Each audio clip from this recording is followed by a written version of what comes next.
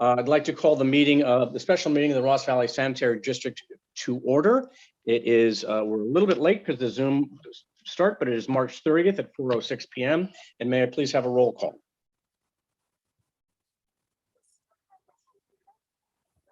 Yes. Me? Here. Megs? Here. Scylla? Here. Kelly? Here. Thank you. And I'd like to lead the Pledge of Allegiance. I pledge allegiance to the flag of the United States of America and to the republic for which it stands, one nation, under God, indivisible, with liberty and justice for all. Thank you very much. And I would ask for a motion to approve the agenda. So moved. Second. Thank you very much. And so to open time for public to raise items not on the agenda or for future agenda items. So anyone wishing to address the board.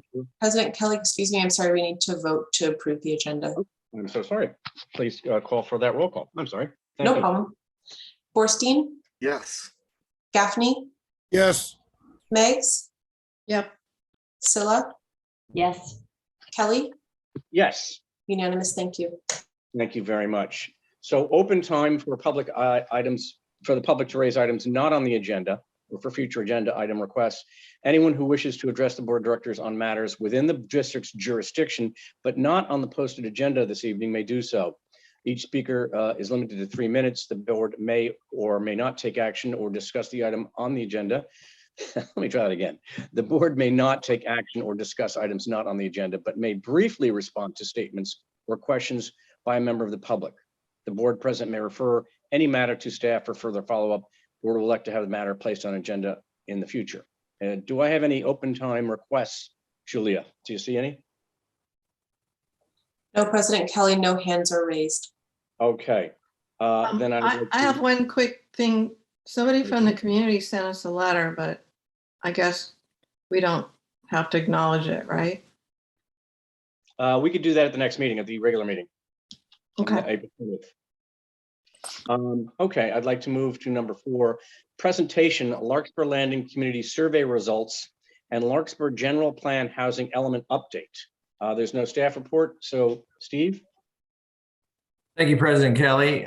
Briefly, as you mentioned, this is both an update on the community survey results conducted over the last 2 months, as well as an update on the City of Larkspur's general plan and housing element and how that would affect the Larkspur Landing property located at 2000 Larkspur Landing Circle in the City of Larkspur, east of the 101.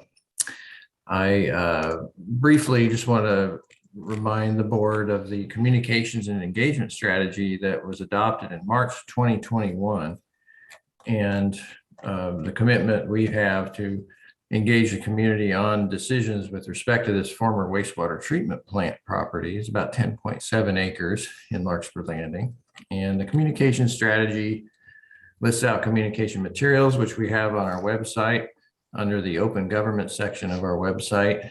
And it also commits us to conducting a community survey to collect feedback related to the existing entitlements, potential land uses, and revenue creation at the property.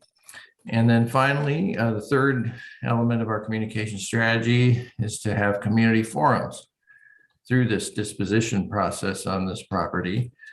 And the content of this first community forum in our communication strategy today, we talk about presenting on the EPA release of the land. Just to reiterate, the EPA formally found that the site has been cleaned up of all PCB contamination and is suitable for any land use. It is unrestricted with respect to EPA requirements.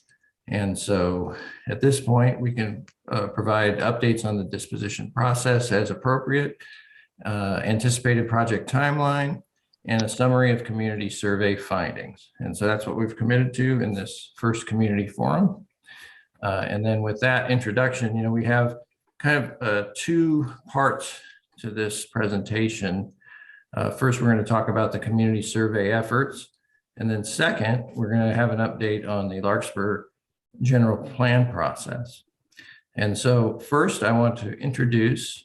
Can I ask a quick Right. process question? I'm sorry to interrupt, but is this recorded? I was was hoping because people who couldn't make this meeting wanted to hear it. Is that possible? Director Meggs, this meeting is being recorded. It is? Yes. Okay, sorry, Steve. Okay, yeah, so that's okay. I'm right at the point where I'm introducing the next section. So hopefully that was a clear introduction. We'll have two sections of the presentation, and then we will invite focused questions or questions and answers with forum attendees after the two presentations. First, and Bryant Sparkman of Century Urban will introduce the first portion, and then we'll hear from Riley Hurd of Ragianti Freitas for the second portion. So it's my pleasure to introduce Bryant Sparkman to introduce the first portion of our presentation. Thank you.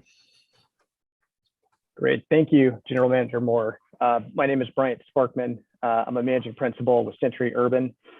We were retained by the district in August of 2020 as a strategic real estate advisor.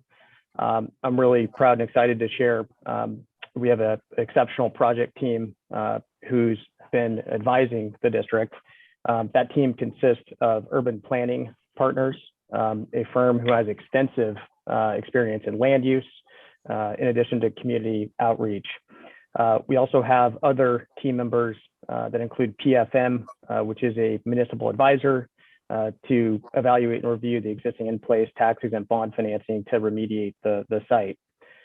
Further to that team, we have LDP Architecture to review site planning and provide guidance on the site.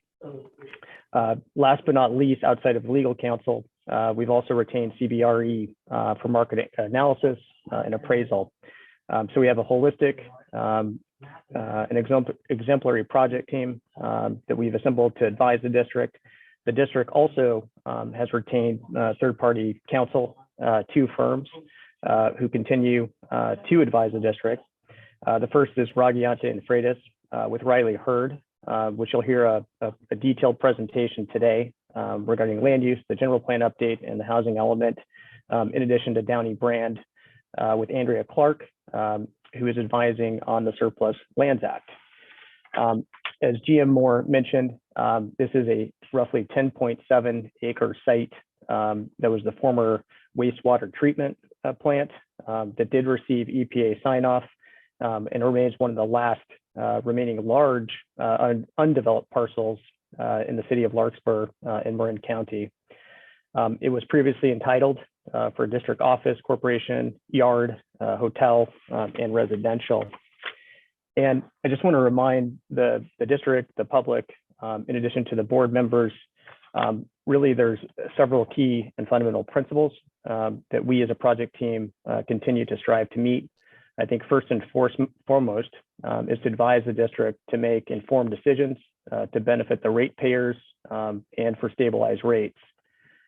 Two, to conduct public information sessions to inform the public of the broader goals and objectives. Thirdly, compliance and adherence to the Surplus Lands Act. And in addition to that, providing transparent communication and engagement plan, along with review entitlements and land use matters. So with that being said, and without a further ado, I'd like to transition a handoff to Lynette Diaz from Urban Planning Partners. They have done led the community engagement and outreach plan along with the community survey and put a great deal of effort and thought into this process. And so they prepared a presentation today to review the results of that survey along with the process. And then once Lynette from Urban Planning Partners has completed the review of the presentation, we'll hand off to Riley Hurd for a land use update, followed by Q&A. So thank you, GM Moore, and I'd like to hand off now to Urban Planning Partners. Thank you, Brian. I'm Lynette Diaz with Urban Planning Partners. As Bryant mentioned, we led the survey for this and we are leading the community engagement work. And it's nice to see you all again this afternoon. I also with me is Alyssa Chung, who she was really the lead in a lot of the survey work. So she might jump in and help me if there's some questions. So we just want to take a bit of time this evening to go through the survey process and the results. Really understood and heard loud and clear from the board that it was really important to do extensive outreach and reach as many ratepayers as possible relative to this survey. So I'm going to spend a little bit of time up front talking through that process and some of the things we did to get the word out. And I think the surrounding communities within the district really helped us do that. And just our team working with Ross Garrick as well, we got the word out. So it opened on January 10th and it stayed open for 2 months. So it closed on March 10th.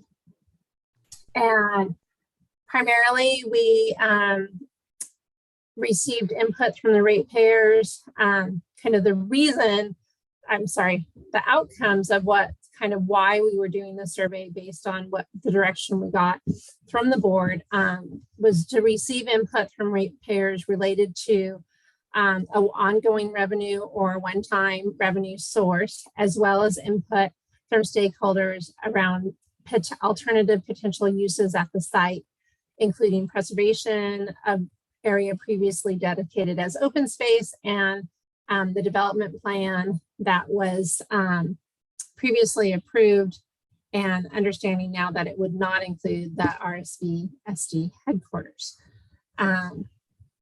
So our areas of focus where we really reached out to folks and took a number of different paths to get the word out. But this is the area of focus: Fairfax, San Anselmo, Ross, Larkspur, the unincorporated areas of County Districts 2 and 4. And then we also wanted to, make sure we were reaching out to senior and retired residents. So we did some specific outreach to some senior housing developments. Next slide.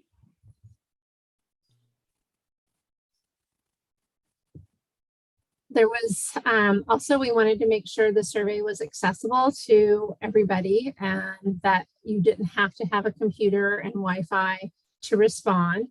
So we provided options to take it via tablet or computer and also via phone.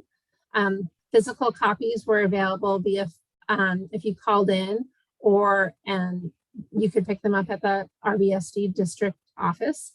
And then Spanish translation was available upon request.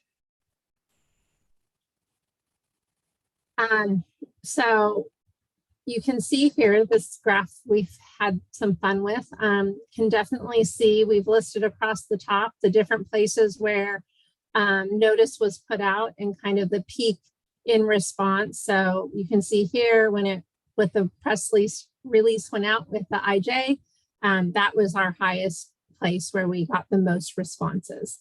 Then when it was in the IJ again, via some news ads, there was another peak. When it came out in the GM bulletin and there was an editorial as well, there was a peak. So you can see from this that the different methods that we used there were results associated with it. Other things we did, there was updates on the district website. There was a front page banner. There was the project page was updated to have links to the survey, and the Spanish translation was advertised. It was mentioned in both the January and February GM bulletins, and it was promoted on Nextdoor every 2 weeks.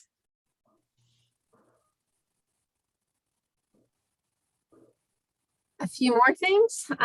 We also did postcards, and those were mailed to 891 ratepayers east of Highway 101. 100 of those postcards, additional postcards, were delivered in person to storefronts and libraries, as well as Tamalpais Marin. And then the board members helped us distribute it as well. So thank you. 60 through that. And then it was available at the front desk as well. And we went through about 50 there. So we just through the flyering process and postcards, we reached out to over 1,100 people.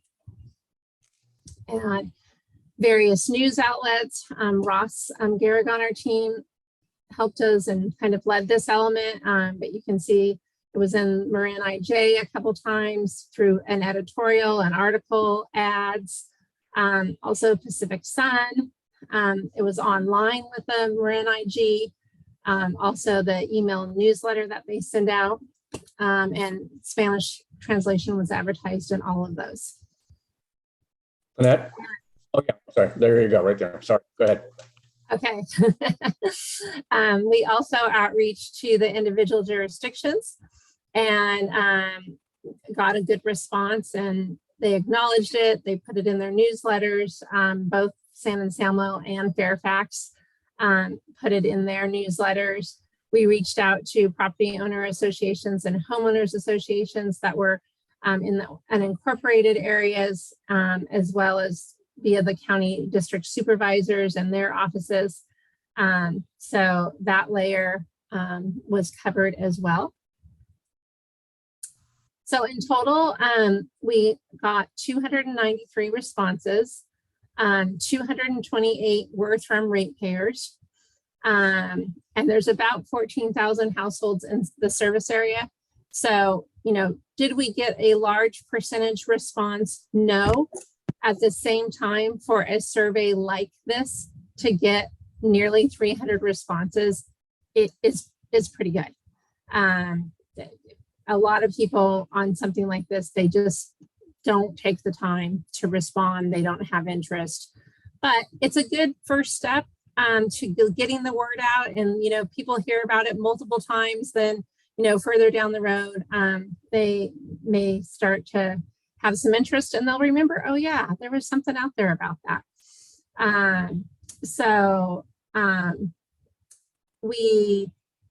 The topics were really ongoing revenues from long-term lease, that ranked most important, but overall, there was very little differences in the responses. And I'll show you some graphs of that. So there's support for development of the property overall, but the nuances between the choices, there are no great takeaways other than there's support for the different uses that have been talked about. And then there were free responses where people could write in, and the most significant of that were concerns about traffic and infrastructure impacts. So here you can see by what city and unincorporated area, kind of the breakdown of responses. And I'm just gonna let this be up there for a minute and let you absorb it. To no surprise, Larkspur was the most significant response. And the difference, the one on the left is all responses, and the one on the right is just the ratepayers. You can also see there's not a significant difference between those, but a little bit.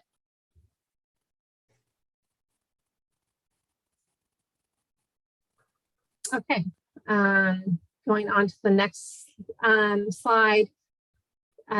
Here we have a comparison from all responses, ratepayers and non-ratepayers, of and the weighted average for creating ongoing revenues from a long-term lease. The darkest is important, mid is somewhat important, not important.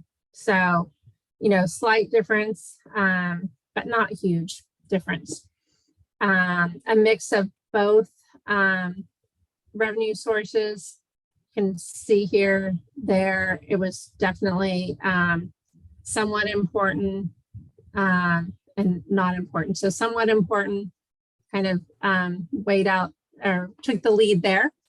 And then creating a one-time revenue from property sales that had the 1.8. So, you know, the lead was ongoing revenue, but it was not a significant difference between ongoing and one time.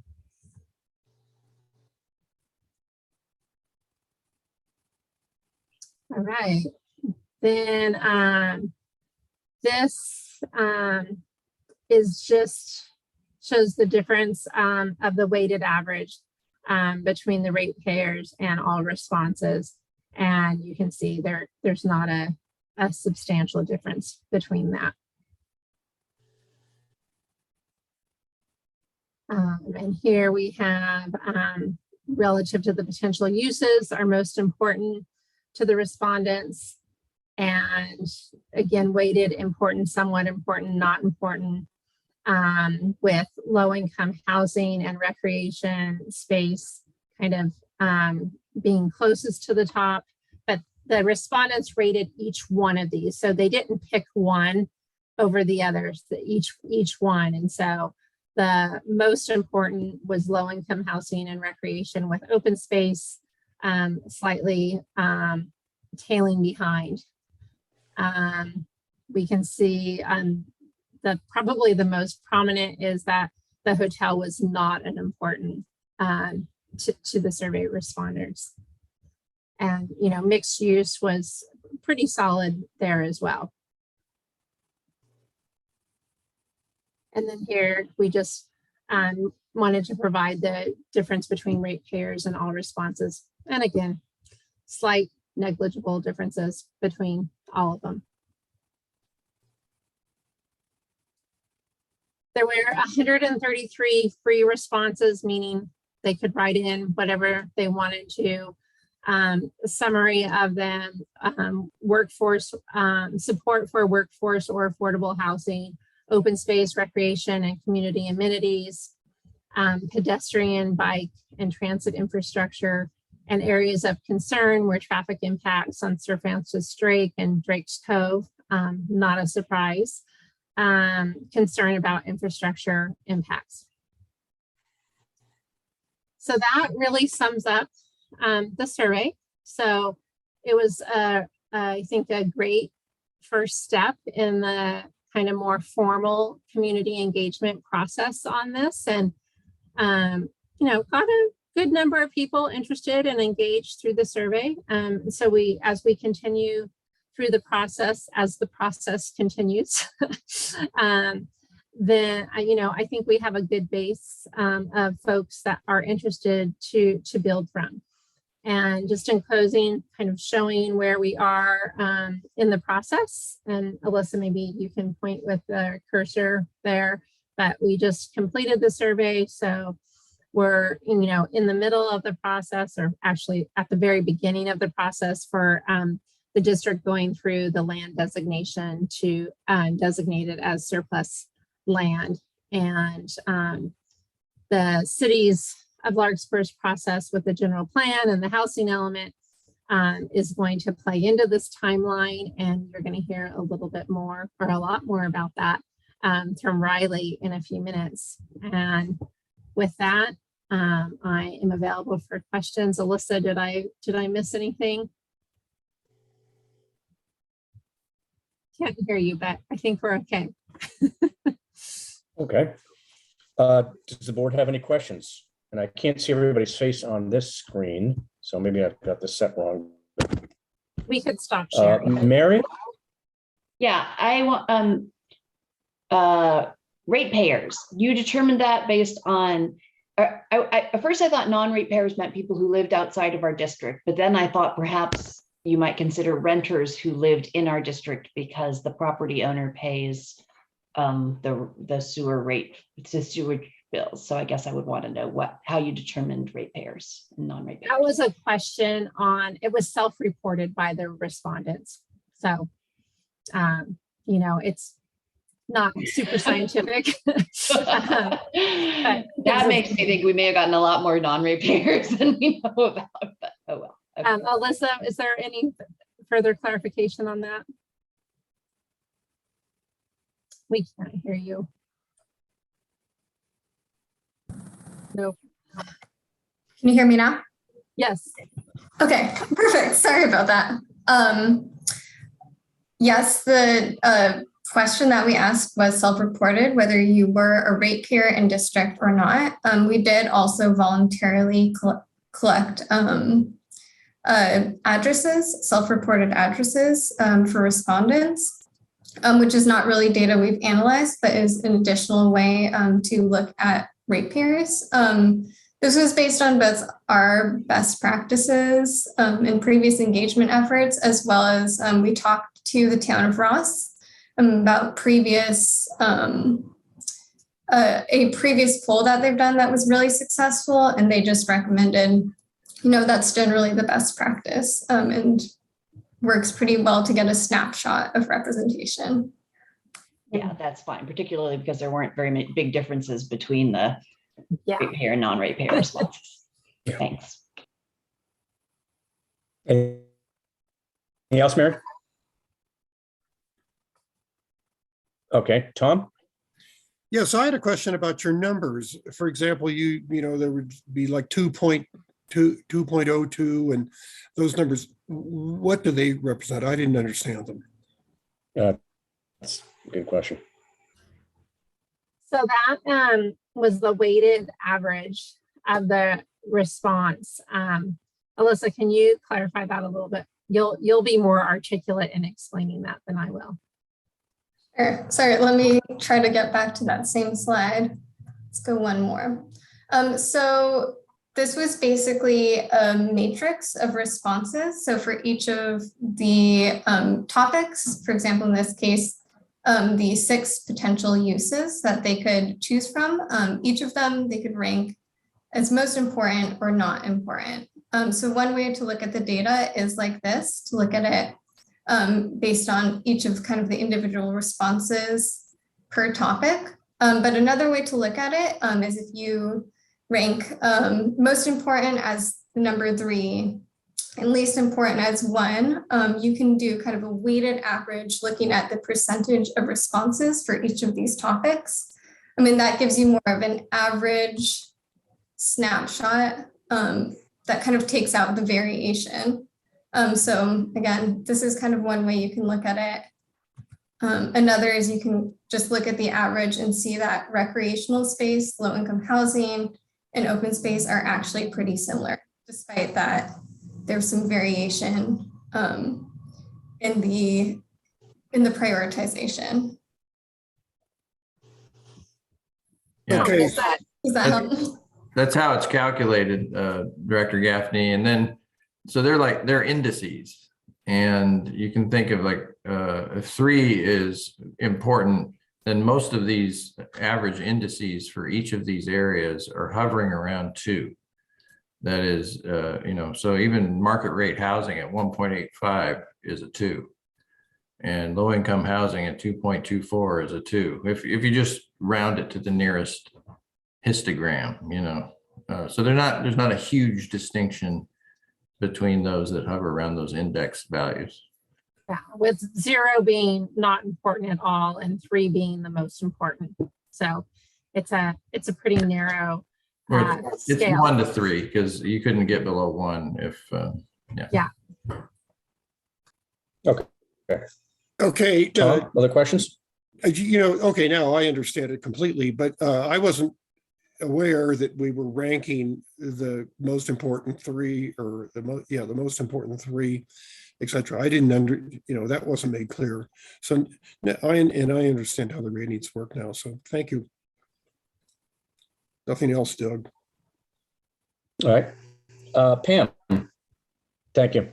No, thank you. Pam? No, I don't have any questions. I have a comment. I was very dismayed by the number.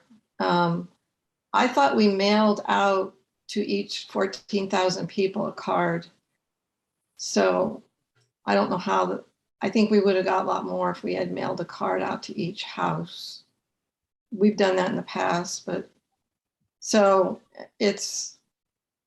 I know there's some common themes. I've done these before. I did one in Fairfax. We got 200 responses for the whole town of Fairfax. So it takes a lot of, walking and working it. If you don't do a mailer, then you have to pick it up with other things. And I don't look at Nextdoor, and most of the people I know to hate Nextdoor. So I know the newspaper helped a lot. I think that probably was the biggest draw, but I'm really surprised that there were quite a few that responded that aren't really part of the district. So anyway, it is what it is. Thank you. A lot of people, read the San Anselmo Town newsletter from Dave Donnery. He put it in twice. I think it's just the old, you can bring a horse to water, but you can't necessarily make him drink. Well, I walked some of the Cascade, and I actually, Michael. oh, sorry. I'm not exactly surprised that of the rate of returns for the questions, because I think if you look at the number of people over the past, after we got past the rough section 8 years ago, really, we haven't been in the news. People generally don't show up to our meetings, and I think it's running pretty smoothly. And I think that most of the people who elected us, just right or wrong, may figure that we're going to do the right thing, and they have more important things to worry about. We certainly send out general manager's bulletin, which is wonderful, and we're in the IJ all the time. And I see our site come up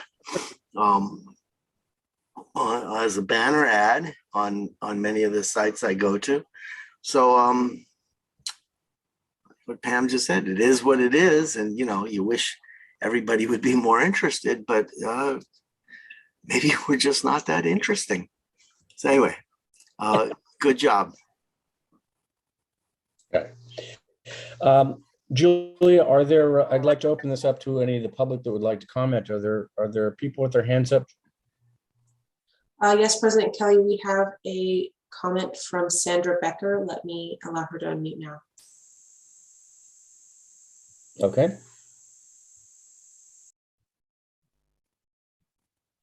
Hi, I have a question. Will you be sharing the results of the report on the website so we will be able to go back and refer to it?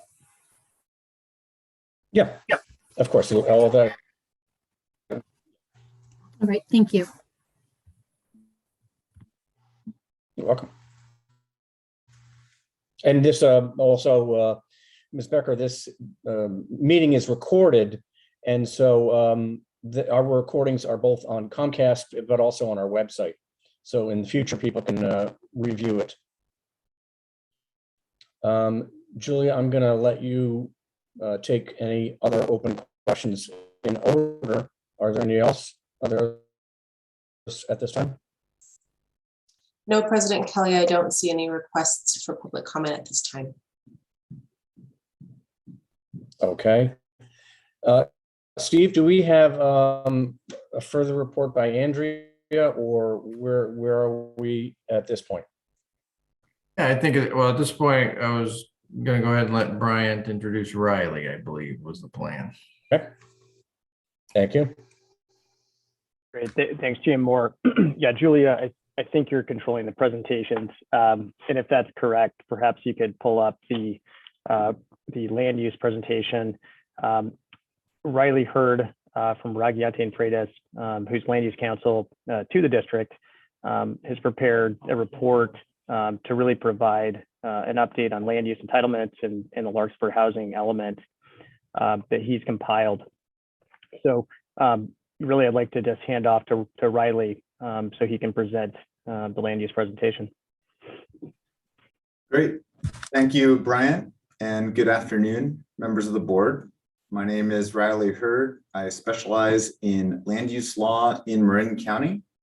And this afternoon, I wanted to do a few things. A brief recap of the existing entitlements at the property. I know you guys have seen that before, so I'll move pretty quickly through that.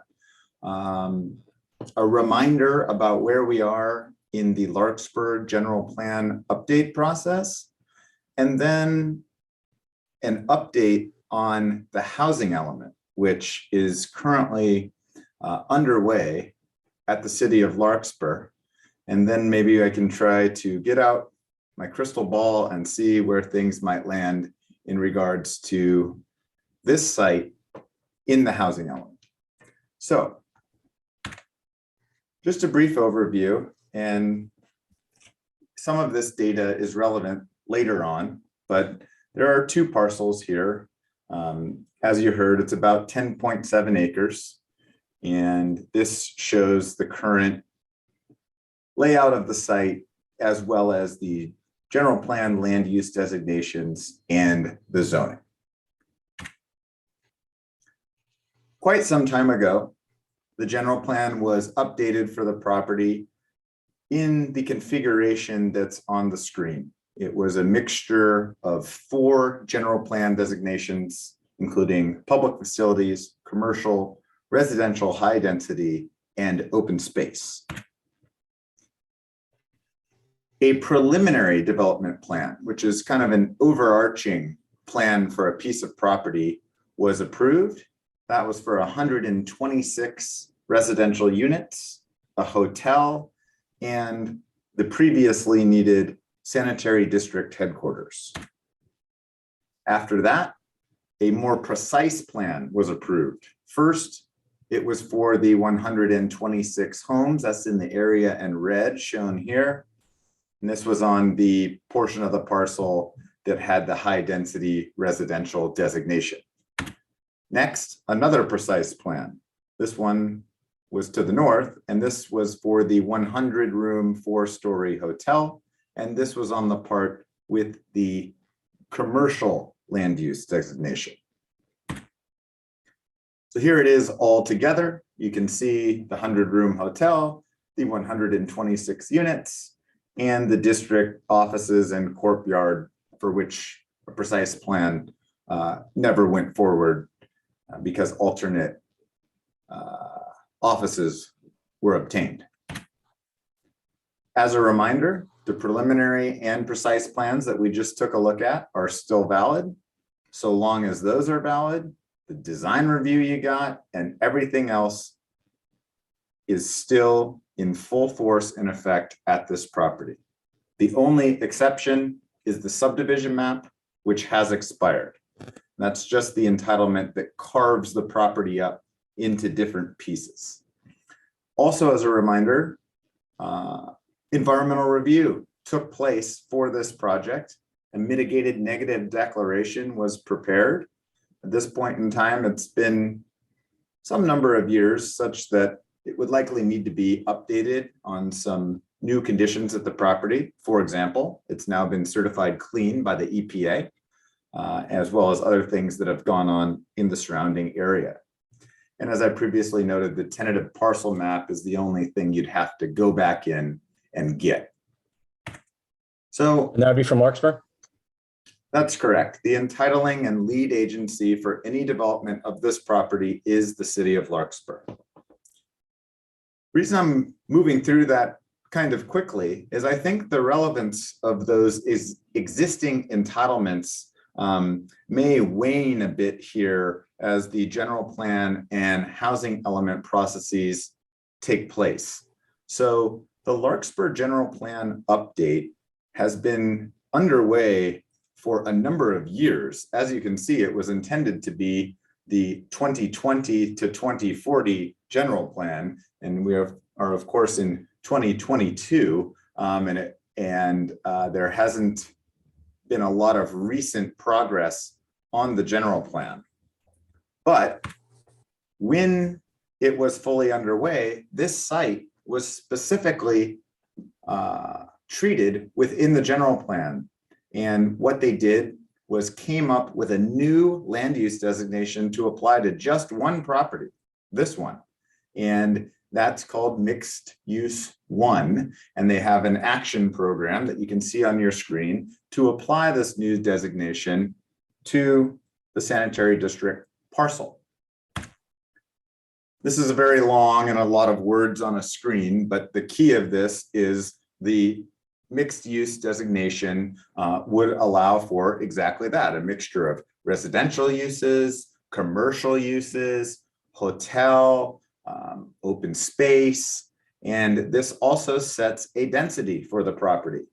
And the density is up to 21 units per acre. So with a 10.6 acre site, the base density under the mixed use 1 designation for this property would be 224 residential units. And that would not be counting any density bonus that would make that higher if someone sought it. So the general plan is on hold, for lack of a better term. And the reason for that is they're also getting into the housing element update, which I'll get to in a moment. But this part is pretty important because the general plan update has an environmental impact report that is currently only in internal draft form at the city. And that's to review the environmental impacts under CEQA, the California Environmental Quality Act, of the general plan. And throughout the process, the staff of the sanitary district and myself worked with the city in regards to this mixed use 1 designation. We sent a couple of letters and participated in the EIR scoping process and noted that there was an anticipation of some type of development at some point of this property. The last 2 times I've come to you, it has said draft to be released soon. So I take that back from the last 2, and now I'm just saying it for this one, but we shall see. And I think the reason we haven't seen the draft is this. So every 8 years, cities must update their housing element. And a housing element is a part of the general plan. It's one of the legally required chapters. It's the only one that goes to an outside agency for certification. Every city's housing element must be approved by the state. And it's a policy document. And what it does is it says, this is where housing should go in our city. And then it says, on these specific sites, here's how many units should go here. And then it lays out a series of goals, policies, and programs that, if enacted, should yield the units that are called for in the housing element. And then, and this is a new law, the cities must actually rezone the properties in the housing element to facilitate and accommodate the densities called for at each property. So as you can see, the current housing element was 2015 to 2023.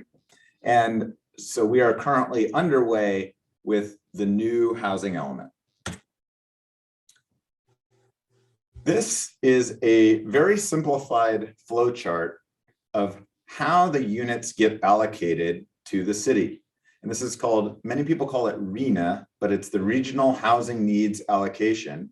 And the state, which I have here listed as HCD, because that's the Department of Housing and Community Development, issues out to more regional government agencies, in this case, ABAG, the Association of Bay Area Governments, a number of units that must be allocated throughout that region.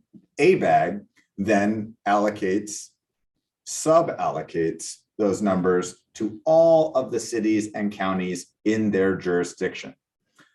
ABAG assigned to the city of Larkspur 979 new homes that must be accommodated in the next housing cycle in the city of Larkspur. And there's really no other way to put it than that's a big number.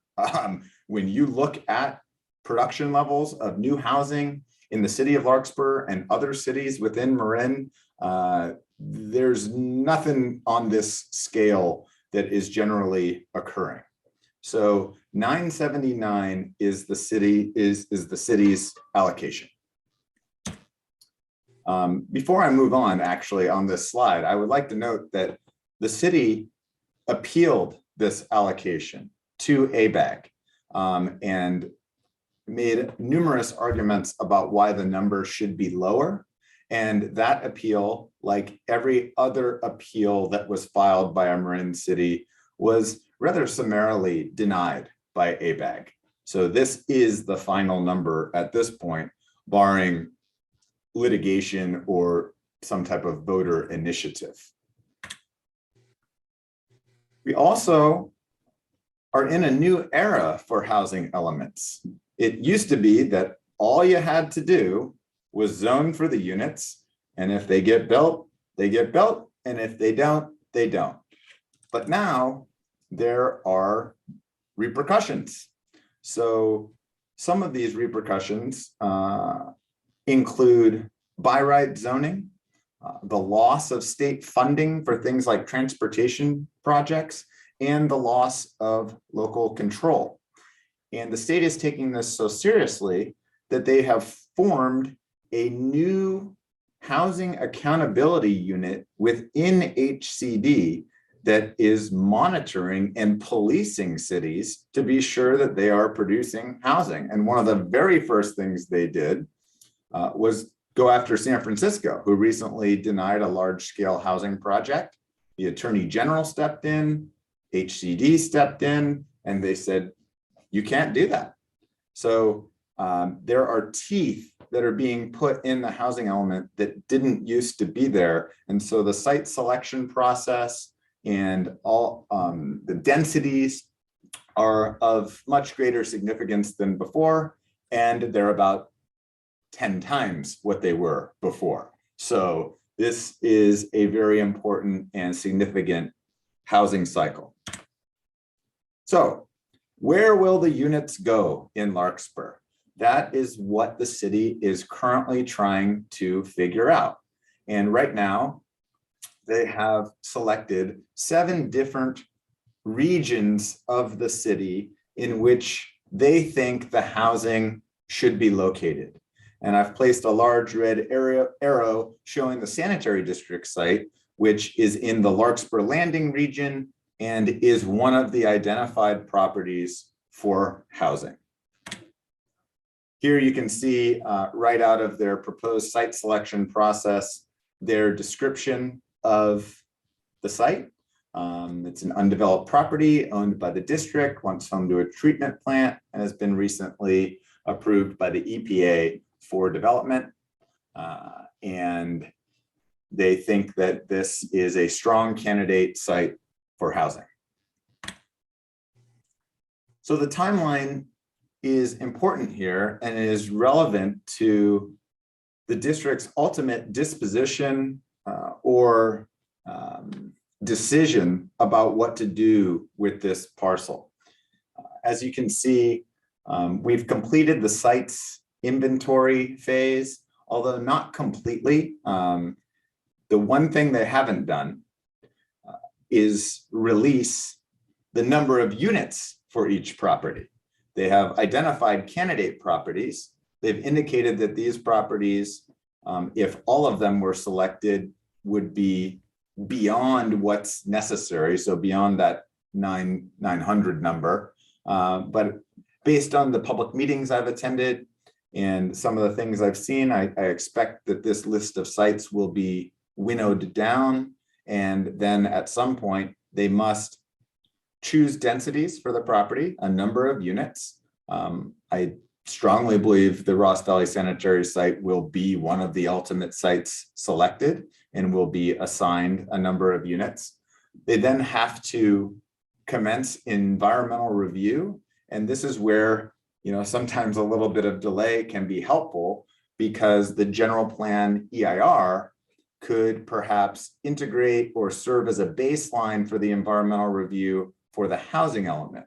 So my expectation is that they will do an addendum to the general plan EIR and put the housing element information in there, because by this summer, they have to have a draft of the housing element, and they have to have the public hearings and adoption for it by I would say late November to early December of this year. So for those who have been involved in a process like this before, that is a beyond accelerated timeline. Like to do an environmental review, draft a housing element, choose the sites, pick the densities, hold the hearings. I mean, an EIR itself is usually 1.5 years, just that. So the state has really put the feet to the fire for the cities in regards to timing. They, at the city, have done a very comprehensive website that allows for public feedback and input regarding the potential properties, what should be in, what should be out, what should the densities be. So I did want to highlight that for the board. If you have opinions or members of the public have opinions about particular properties, you can go to this website and there is a whole host of tools where you can drop a pin on a property that you like, make comments about properties, make suggestions, and there's even a game where you can try to zone for the 979 units and see, you know, it's not that easy. Before I move on to some other issues, I just want to conclude this housing element portion by saying that when a site gets put in the housing element and that element's ultimately adopted, it's as close to a pre-entitlement or guarantee, for lack of a better term, that housing can be built at that property. The state law has been aggressively updated to say that if it's in the element, they can't really say no unless it's a rather extreme kind of mapped hazard zone or there's a threat to public health and safety. And if those conditions existed, it probably wouldn't make it into the housing element. So my expectation is that the sanitary district site will play a relatively central role in Larkspur meeting its housing needs allocation. I think that the density of the previously approved project will likely be surpassed by that of the housing element. And once that occurs, it changes the landscape a bit in regards to the path forward for the property and what that looks like. Because previously we had talked about, you know, some of the steps that would need to be taken either to do a new project or to reinstate the previously approved project. And that changes when you have a new general plan designation and you're a site in the housing element. So I wanted to point that out for the board because it's very important as you move forward in deciding what to do. One other thing, which is just switching gears a bit, that I thought was very relevant to bring to your attention because it affects the property, is the fact that the Transportation Authority of Marin, in conjunction with other agencies such as Caltrans, the cities, et cetera, is now genuinely moving forward with a new Highway 580 connector from 101. So we've all, you know, experienced the backup coming off Sir Francis Drake or the San Rafael exit for 580. And what you see on your screen are a number of alternatives that are being considered as a way to bypass that gridlock and get you right to 580 from 101. Really, under any of these scenarios, one could very reasonably expect a significant lightening of the traffic load in and around Larkspur Landing and the sanitary district site. So I wanted to point that out, not because it directly affects the property, but even some of the survey results we saw this afternoon had to do with traffic and traffic impacts. And I think we'll see a pattern change when this gets implemented. Now, of course, you can expect this to be a lengthy selection process, environmental review, and ultimately construction process. But that's where that stands. So that wraps up my presentation, and I'm happy to answer any questions. Thank you, Riley. Michael? Michael?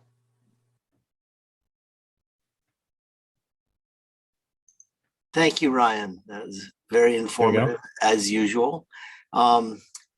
Just on that last slide with the 580 alternatives, I believe that alternative 1A, which would have sent a very large overpass straight over the top of Central Marin Sanitation Agency, has been the alternative 1B. We can see it goes right over the digesters, and that was, I believe, that was viewed as too potentially hazardous, because if anything fell off that overpass, it could potentially bring down the entire Central Marin Sanitation Agency. So I believe that 1B has gone away, and the other alternatives are there. That's it. Good to know. Thank you. I believe. Don't. Makes sense. No, I believe that too, Michael. Anything else, Michael? You're turned off. Pam? I saw there's a swimming pool there. And I'm hoping, and maybe I'll have to complain. That would be awesome for a community pool, or create some kind of, something to the community, because Marin lacks swimming pools. They just do. It's been just difficult to find a community pool for everybody. So I saw that. I had one. Where'd you see the pool? I didn't see it. On the plan near the hotel. The hotel. Oh. The hotel. Yeah, and I think there is a hotel in Marin that you can actually buy a membership to in Corte Madera. But the only thing is the Y, and it's way up north, and it's in, anyway, I don't want to go there. So what was my other thing? I wanted to ask about, and maybe this is premature. I did watch the video of the Larkspur meeting. I was hoping it was very generalized and not much specifics about our property. You were at the meeting, you watched it? Yes. Riley? So I'm hoping that there's going to be more details and more, this is like the first baby step. Is that right on this community meeting? They have two critical next steps. Okay. One is to decide the ultimate list of sites. Maybe they take some off, put some new ones in. Mhm. And the second is to say, once we've got that list, how many units are we counting on each parcel? Well, plus the people that own the property, if they don't want to build, they're not forced to. No one is ever forced to build. I know, but you'd be surprised. Some people actually think when those things are designated that it's going to happen. So it's actually the opposite now. What happened was the state got word that non-willing participants, property owners, were being added into housing elements in the previous cycle and being added over their objection. So one of the new criteria for certification is quote unquote likelihood to develop. And that test includes owner willingness, as well as a number of other criteria, so that you can't really hide the ball with fake sites anymore. Oh, well, I understand that. Especially in communities that are built out, I get that. The other thing, and maybe, isn't there something about a design that needs to be part of, like, if it's a specific site, isn't there some kind of criteria that you talk about a design? No, the housing element does not require a specific. It does not. Okay, I wasn't sure about that. I think that's it. Thank you. You bet. Thanks, Pam. Tom? Well, thank you, Riley. You've made presentations to us before, and I think they're very clear. I have one question. We probably, since Larkspur is in charge of zoning and everything, no development on our parcel is likely until they finish their general plan. Is that true? So you're in charge of the development on your property, i.e. when to do it, what to apply for, and their role is to process it. So could you apply for a development now? Yes, you could. Would that be prudent? Probably not, because we're just a number of months away from an all new designation for this property with new rules and new densities. And I think it would probably be significantly different than the existing general plan puzzle configuration that I showed, because it will have the new mixed use 1 if that sticks. So could you apply now? Yes. Would you? Probably not. I understand. Yeah, because we don't need that parcel for district purposes that's currently designated. So that definitely is going to be a change, we believe. For sure. My recommendation to the city is that when they apply the mixed use 1 to this site, that it simply be applied to the entire property. No more cutting it up and trying to anticipate or facilitate a particular pattern, because you don't know, what any potential layout may look like. And so I think you can expect the whole parcel to have one single new general plan land use designation. Okay, that's what I think. Okay, thank you. That's all I have. Okay, thank you. Mary? Yeah, I wanted to be sure I understood. So the general plan that was supposed to cover 2020 to 2030 has been held up, you believe, because the housing element has new numbers it needs to incorporate? I'm just trying to. No, I couldn't really speak to exactly why it hasn't been completed. I do, though, recognize that the fact that it hasn't been completed presents an opportunity, because now they're up against the housing element, which is legally required and has deadlines from the state. So I wouldn't be surprised if they just take the full general plan and the housing element up all at once with one environmental document. Right. And the housing element is under deadlines. The state deadlines are what? Is that something that's Yeah. So the housing element is the one that has to be done by January of 2023. So you have to count backwards from that, because there's the certification period, there's a 30-day circulation period. The planning commission will review it, the city council will review it. So that's why I said, it's going to be a rough holiday season, for these boards if it doesn't come out until November. But how could it? It's almost, some of this is close to impossible for what the state is requiring, in terms of timing, probably in terms of numbers. It's tough. And so that we believe that Larkspur is going to include the property that we own in the housing element, and say that it is going to be, that the likelihood to develop it is high, right? Like they're basically relying on, if as you said, it's probably going to be included, then the likelihood to develop factor that you mentioned means that everybody presumes we're going to do something with it that makes it likely to develop housing.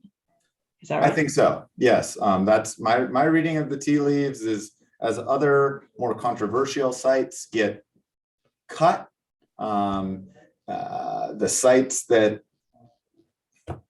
remain are going to be more important. They're going to need more density.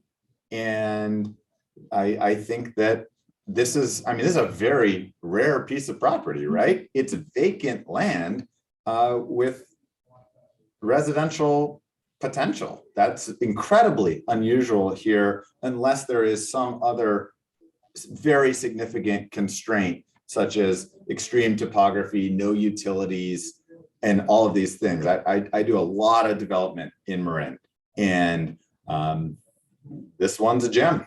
Right. Okay, and so this is all just good information for Yep. us as we ponder like what our next step is. But we still hold the cards in terms of, you know, owning the property versus. You are the owner. You choose what you want to do there. And like board member Meg says, you know, this doesn't force you to do anything. I have many other clients who have other uses on their property that are being potentially included in housing elements. And it doesn't mean they have to tear down their mall and build a bunch of housing. It just means that optionality is there. And, you know, I find that to be very valuable. Thank you. Thank you, Riley. As always, it was a great presentation. I'd like to open it up for public comments and ask the clerk of the board if we have any raised hands.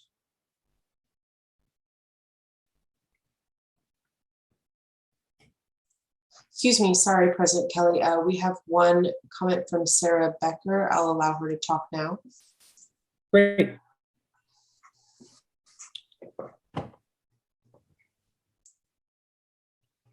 It looks like she muted herself from what I see. We can wait.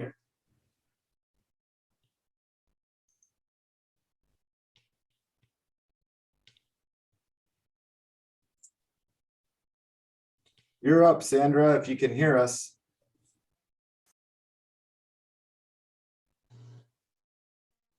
I think my hand was raised from my previous question, so I apologize. No further questions at this point. No, that's all good. Okay, thank you very much. Julia, do you see anybody else with a raised hand? I do not see any other members of the public wishing to make comment at this time. Thank you very much. I'm going to turn it back to Steve. Oh, sure. Thank you, President Kelly. I think at this point, I appreciate the discussion, great presentations, and great questions and discussion from the board. And I think an obvious question for everyone is, what's the next step? You know, what do we see as far as a timeline going forward? And to illustrate that, I think the graphic at the end of Lynette's presentation might be worth putting up on the screen if somebody might put that there. And it's the timeline that comes out of our community engagement strategy. And if everyone could suffer through me pointing to this graphic, I don't know if you can see my cursor, probably not, right? But where we're at is up on the top of this graphic are month numbers. There's not April or May or June, but they're just month number 1, number 2, on purpose, because we weren't sure when EPA was going to finally make a finding officially that we had cleaned up the site to their standards. But we received that in December. And so and that's the big orange check mark on this timeline that goes, it starts at the top left of the graph, and then it continues down below on out to a month 32, if you can read that graphic. So the big orange check was around December 2021. And so it turns out month 1 is January. That kind of is fortuitous, right? It's easier to follow that way. So around that time, we did issue our survey. We did the press release as planned. And we're now into month 3, and we extended the survey period just to maximize survey respondents. But if you look down below, we have this track going about quote unquote land designation for Surplus Land Act, and this idea that we might release a notice of what's the term? Notice of availability, right? That's the right term. Pursuant to the Surplus Land Act.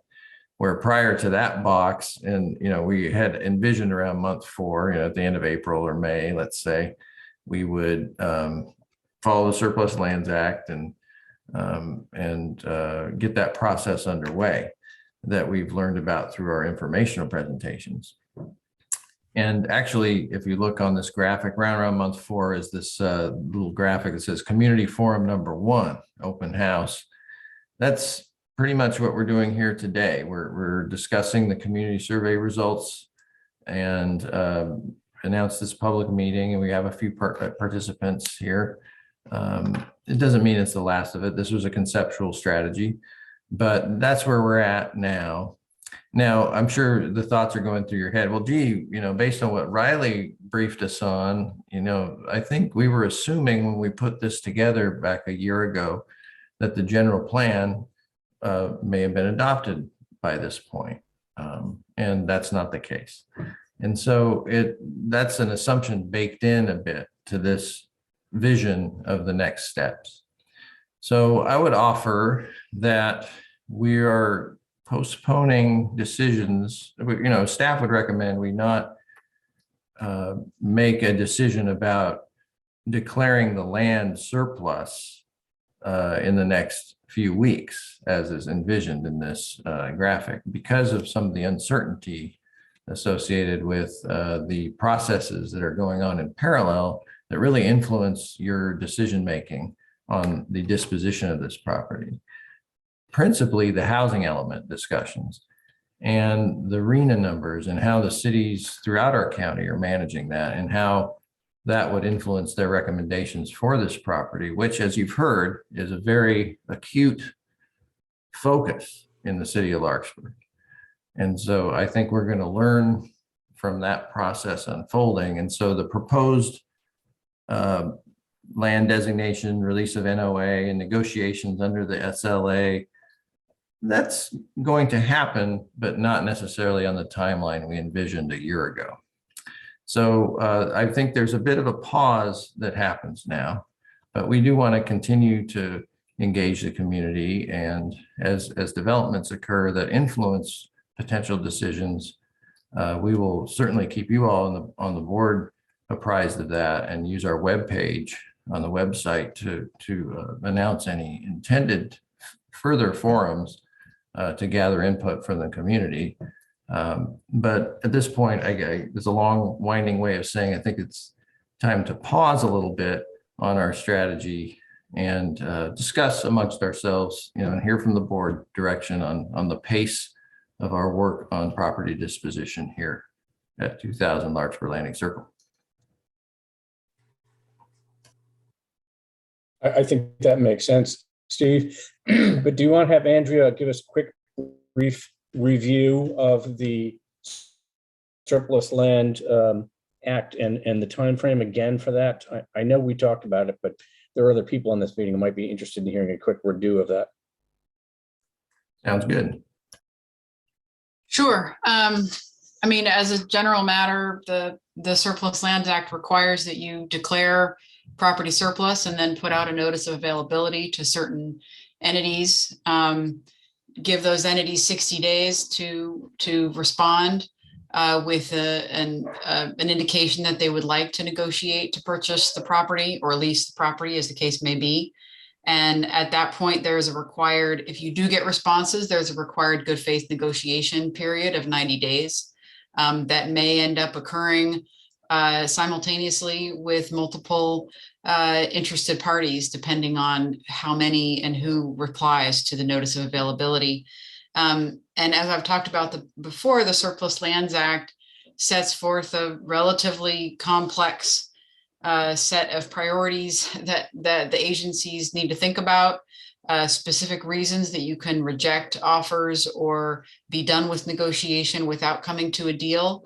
And so we'll have to take that process on as it comes. And, I've had clients put out a notice of availability and not get any responses. And if that's the case, then the district would be able to move on and dispose of the property without those limitations. It probably would still need to or whoever is going to develop the property in the future, if that's the case, would need to comply with housing requirements. And, I'm not the expert on that, but so, it's a few month process once we get started, but it starts with a declaration of surplus property, and it ends either with a deal at the end of the good faith negotiation, or no deal or no responses, in which case I think that the second half of that timeline we saw in the earlier PowerPoint would begin or would be relevant. So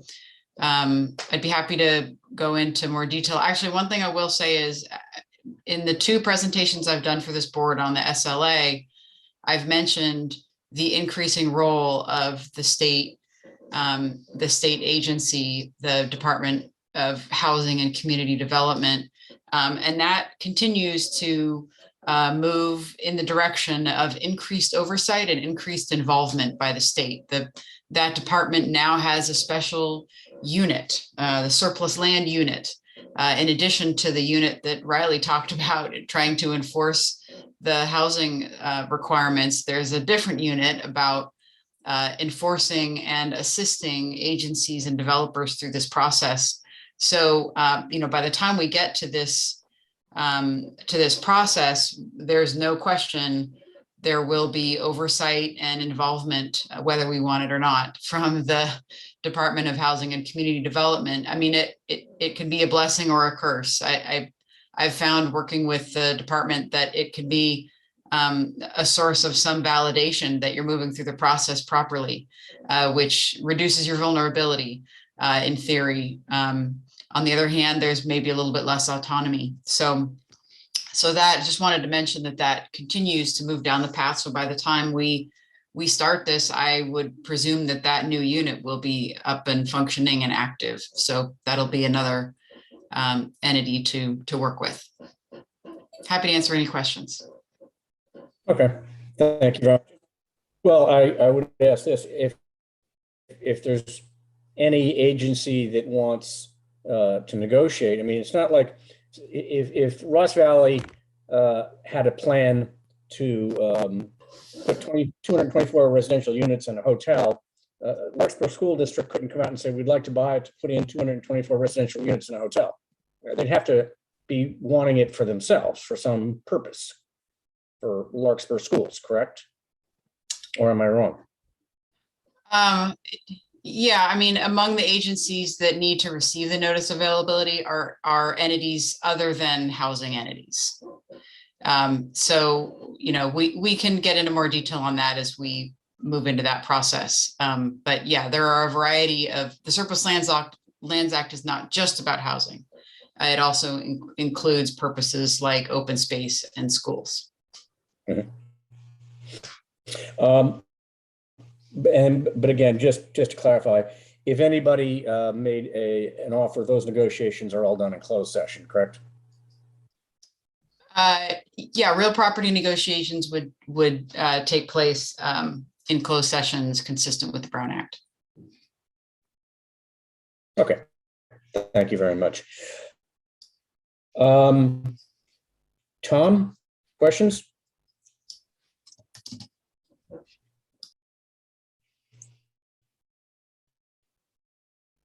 I do not see Director Gaffney on the meeting. He must have had to step away. Okay, Mary? No. Any questions? Thank you. Pam?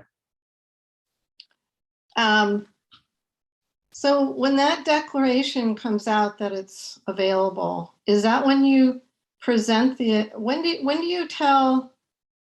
let it be known that there's an appraisal and what the appraisal says? Is it at that time, or is it at the time you negotiate, or when does that show up? The appraisal can remain confidential. It's my understanding the appraisal can remain confidential through, you don't have to come out, and you probably shouldn't come out and tell the world what the appraisal on the property is before or during negotiations. Okay, and Thank you. the 3 criteria that the state is looking for on the surplus public land, is open space, schools, and affordable housing, right? Are those the three? Yes, I believe so. I don't have the statute in front of me, but that sounds right. Thank you. Okay, thank you, Pam. Michael?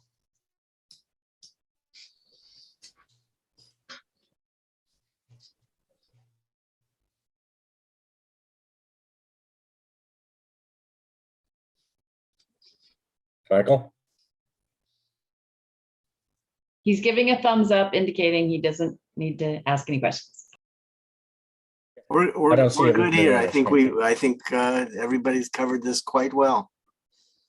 All right, thank you very much. That's great. Okay, thank you, Andrea. Stephen, do we have anything else, or we completed our presentation? I believe we've completed things, and if there's any public Oh, I'm sorry. questions or remaining before we. That's, yeah. That's excellent. Thank you. That's absolutely correct. Julia, are there any public comments, requests for public comment? President Kelly, I do not see anyone requesting public comment at this time. Okay. Well, thank you all very much. Riley, Lynette, Alyssa, Andrea, and thank you, Steve. It was a great presentation, and I look forward to moving this process forward in the coming months. With that, unless there's anybody who has any requests for a future agenda item or anything else, I'm going to adjourn the meeting. Great. Seeing none, Thanks, thank you all everyone. very much, and this meeting is adjourned. Thank you. Thank you. Riley, thanks Lynette, thanks Brian, thanks Alyssa. Thanks, everybody.